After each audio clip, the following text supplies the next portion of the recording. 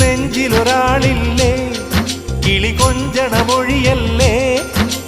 ചഞ്ചലമിഴിയല്ലേ മലർ മഞ്ചമൊരുങ്ങിയില്ലേ